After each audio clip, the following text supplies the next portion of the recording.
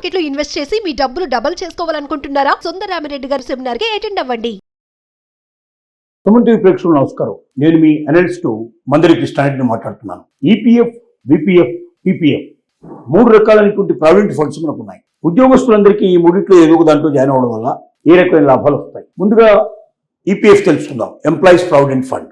Employees provident fund లో ఎవరైనా ఒక ఎంప్లాయీ ఉద్యోగంలో చేరినప్పుడు ఆ కంపెనీలో 20 మంది కన్నా తక్కువ ఎంప్లాయీస్ ఉన్నప్పుడు అక్కడ ఏ రకమైనటువంటి అవకాశాలు ఉంటాయంటే ఆ ఉద్యోగస్తులు ఖచ్చితంగా ఎంప్లాయీ ప్రావిడెంట్ ఫండ్ లో చేరాలి. ఎంప్లాయీ ప్రావిడెంట్ ఫండ్ లో చేరిన తర్వాత అతని జీతం నుంచి 12% కట్ అవుతుంది. అలాగే యజమాని మరొక 12% దాంట్లో చేరుస్తారు. అంటే తను కట్టేది తన జీతం నుంచి 12% పోతే యజమాని మరొక 12% చేర్చి ఈ 24% చేత ఈ ఎంప్లాయీ ప్రావిడెంట్ ఫండ్ నడుస్తుంది.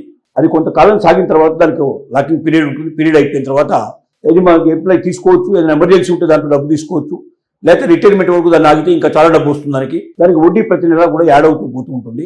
ఆ రకంగా ఎంప్లాయీకి కొంత భద్రత చేకూరే అవకాశం ఉంటుంది. మరి 15,000 రూపాయల కన్నా జీతం ఎక్కువ పెరిగి ఎంప్లాయీస్ యొక్క సంఖ్య 20 కన్నా చాలా ఎక్కువ పెరిగినప్పుడు ప్రైవేటు మరి ప్రావిడెంట్ ఫండ్ అనేటువంటి మరొకటి ఉంటుంది. ఇది వాలంటరీ ప్రావిడెంట్ ఫండ్ అంటే విపిఎఫ్ అంటారు. ఈపీఎఫ్, విపిఎఫ్ అలాగే పిపిఎఫ్. ఈ వాలంటరీ ప్రావిడెంట్ ఫండ్ లోపల ఎంప్లాయీ ఇష్టానుసారంగా దీంట్లో జాయిన్ అవుతాయి. దీంట్లో కూడా వడ్డీ రేటు ఉంటుంది.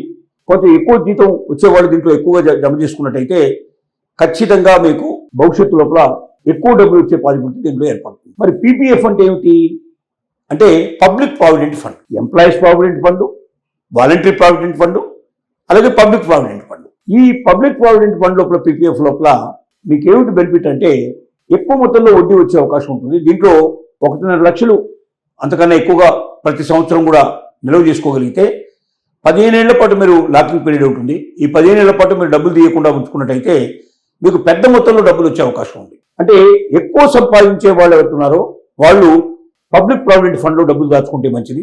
తక్కువ మొత్తంలో వచ్చేవాళ్ళు, కొత్తగా ఎంప్లాయ్మెంట్లో జాయిన్ అయ్యేవాళ్ళు, 20 మంది కన్నా తక్కువ ఎంప్లాయీస్ ఉన్నవాళ్ళు ఆ కంపెనీ వాళ్ళు ఇచ్చే ఖచ్చితంగా ఎంప్లాయీస్ ప్రావిడెంట్ ఫండ్లోనే చేరుస్తారు. ఎంప్లాయీ ప్రావిడెంట్ కొంత అయితే ఇన్కమ్ కంపల్సరీగా వచ్చే అవకాశం ఉంది. కాబట్టి చిన్న ఎంప్లాయీస్కి, చిరుద్యోగులకి 15,000 రూపాయల కన్నా తక్కువ ఉద్యోగం ఎవరికైతే ఉంటుందో, ఎవరికైతే తక్కువ మొత్తంలో జాబ్ ఉంటుందో అంటే జీతం ఉంటుందో అలాంటి వాళ్ళు ఎంప్లాయీస్ ప్రావిడెంట్ ఫండ్లో ఉండడం మంచిది. 15,000 కన్నా ఎక్కువ పెరిగి 20 మంది కన్నా ఎక్కువగా అక్కడ ఎంప్లాయీస్ పెరిగి అలాంటి వాతావరణం క్రియేట్ అయినప్పుడు వాలంటరీ ప్రావిడెంట్ ఫండ్ మాకు చేర్చండి, మాకు తీసుకురండి అని చెప్పి యాజమాన్యాన్ని మీరు కోరచ్చు. వాలంటరీ ప్రావిడెంట్ ఫండ్ లోపల ఇంకా కొంచెం పెద్ద మొత్తంలో మీరు నిల్వ చేసుకునే అవకాశం ఉంటుంది.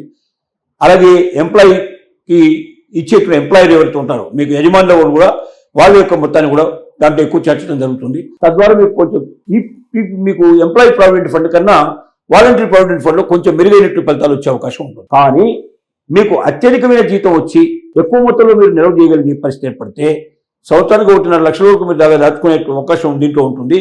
రెండోది ఎక్కువ మొత్తంలో మీకు వడ్డీ వస్తుంది. మీరు 15 ఏళ్ల పాటు లాకింగ్ పీరియడ్ పెట్టుకుని దాంట్లో దాకుండా ఉన్నట్టయితే 15 ఏళ్ల తర్వాత లక్షల రూపాయలు మీ చేతికి వచ్చే అవకాశం ఉంటుంది. ఊహించినంత ఎక్కువ లాభాలు దీంట్లో వచ్చే అవకాశాలు ఉంటాయి. కాబట్టి పెద్ద ఎంప్లాయీస్కి, ఎక్కువ మొత్తంలో సంపాదించే వాళ్ళకి మనకు పబ్లిక్ ప్రావిడెంట్ ఫండ్ చాలా మంచిది. తక్కువ మొత్తంలో 15,000 కన్నా తక్కువ జీతం వచ్చేటువంటి వాళ్ళకి మనకు ఎంప్లాయీ ప్రావిడెంట్ ఫండ్ మంచిది. అలాగే ఒకవేళ 15,000 కన్నా ఎక్కువ జీతం పెరిగి మరీ ఎక్కువ జీతం కాకుండా మధ్యస్థంగా ఉన్న వాళ్ళకి ఖచ్చితంగా వాలంటరీ ప్రావిడెంట్ ఫండ్ మంచిది. కాబట్టి 3 ప్రావిడెంట్ ఫండ్లో ఉండేటువంటి వ్యత్యాసం ఏంటో తెలుసుకోవాలి. తప్పనిసరిగా కొంత నిల్వ చేసుకోవాలి మనం. ఎందుకంటే యజమాని కూడా దీంట్లో 50% భరిస్తున్నాడు. మనం రూపాయి పెడితే యజమాని రూపాయి ఇస్తున్నాడు. దాదాపుగా మనకు 12% మన దాంట్లో కట్ అయితే మనకు 12% మళ్ళీ యజమాని దాంట్లో చేరుస్తున్నాడు ఈపీఎఫ్ లోపల. అలాగే వాలంటరీ ప్రావిడెంట్ ఫండ్కి వచ్చే వరకు ఇంకా కొంచెం ఎక్కువ మంచుల్లో పెంచే అవకాశాలు ఉంటాయి. అలాగే ప్రైవేటు ప్రావిడెంట్ ఫండ్కి వచ్చేసరికి మనకు పబ్లిక్ ప్రావిడెంట్ ఫండ్కి వచ్చేసరికి కదా ఇంకా కొంచెం పెద్ద మొత్తంలో మనకు లాభాలు వచ్చే అవకాశాలు ఉంటాయి. కాబట్టి ఈ ఎంప్లాయీ మీరు ఏ జీతం తెచ్చుకుంటున్నారు, ప్రస్తుతానికి మీ ఆఫీసులో ఎంతమంది ఎంప్లాయీస్ ఉన్నారు, మీ యజమాని ఈపీఎఫ్ఏ మాత్రం ఒప్పుకుంటున్నాడా, లేక విపిఎఫ్కు కూడా సిద్ధపడుతున్నాడా, లేక పీపీఎఫ్ కూడా సిద్ధపడుతున్నాడా అనేది తెలుసుకోవాలి. ఎక్కువ మొత్తంలో ఎంప్లాయీస్ ఉండి ఎక్కువ మొత్తంలో మీ ఆర్జన ఉన్నప్పుడు మీరు డిమాండ్ చేస్తే ఆటోమేటిక్గా పబ్లిక్ ప్రావిడెంట్ ఫండ్లో మీరు చేరడానికి అవకాశం ఉంటుంది. మీ యజమాని కూడా ఆటోమేటిక్గా ఒప్పుకుని దాంట్లోకి తన యొక్క వాటాను కూడా ఇవ్వాల్సిన పరిస్థితి ఏర్పడుతుంది. కాబట్టి ఎంప్లాయీ యొక్క జీతాన్ని బట్టి, ఎంప్లాయీ యొక్క హోదాని బట్టి, ఎంప్లాయీస్ ఎంతమంది ఆ ఆఫీస్లో ఉన్నారనే దాన్ని బట్టి వీటన్నిటినీ క్యాలిక్యులేషన్ చేసుకొని మీరు ప్రావిడెంట్ ఫండ్లో చేరినట్టయితే ప్రావిడెంట్ ఫండ్ మీకు ఒక వరదాయినిగా ఉంటుంది. మీకు ఎప్పుడైనా మీకు జీవితంలో భవిష్యత్తులో కష్టం వచ్చినా, బాధ వచ్చినా, కన్నీళ్ళు వచ్చినా, లేదా అట్లాగే మీ పిల్లల చదువు కోసం కానీ, లేదా ఉద్యోగాల కోసం కానీ, పెళ్లిళ్ళ కోసం కానీ, లేక ఏదైనా ఆరోగ్య సమస్యలు ఉన్నప్పుడు కానీ ప్రతి దగ్గర మీకు ఉపయోగపడేది ప్రావిడెంట్ ఫండ్. ఈ ప్రావిడెంట్ ఫండ్ని ఎంత ఎక్కువ మీరు దాచుకోగలిగితే అంత మీకు వడ్డీ వస్తుంది, అంత మొత్తం మీ అకౌంట్ లోపల జమ అవుతుంది. మీరు భవిష్యత్తులో రిటైర్ అయ్యేప్పటికీ మీకు పెద్ద మొత్తంలో రిటైర్మెంట్ మీకు బెనిఫిట్స్ వచ్చే అవకాశం ఉంటుంది. తద్వారా మీరు రిటైర్మెంట్ తర్వాత ఏ ఇబ్బందులు లేకుండా, ఆర్థికమైన బాధలు లేకుండా మీరు ఉండడానికి అవకాశం ఉంటుంది. పెద్ద మొత్తంలో దాచుకున్న వాడికి ₹1,00,00,000 పైగా కూడా వచ్చినటువంటి సందర్భాలు ఉన్నాయి. తక్కువ మొత్తంలో దాచుకున్న వాడికి లక్షల్లోనే వస్తాయి. కానీ ఏదేమైనప్పటికీ ఎంప్లాయీ ప్రావిడెంట్ ఫండ్లో గుర్తుంచుకోవాల్సింది ఒకటే, మీరు ఎంత డబ్బు కడుతున్నారో దానికి తోడుగా యజమాని కూడా అంత డబ్బు మీకు ఇస్తున్నాడు. దానికి పరిమితులు ఉంటాయి. ఆ పరిమితి ప్రకారంగా ఈపీఎఫ్లో ఎంత ఇవ్వాలి, వీపీఎఫ్లో ఎంత ఇవ్వాలి, అలాగే పీపీఎఫ్లో ఎంత ఇవ్వాలి అనేది వాళ్ళకి తెలుస్తుంది.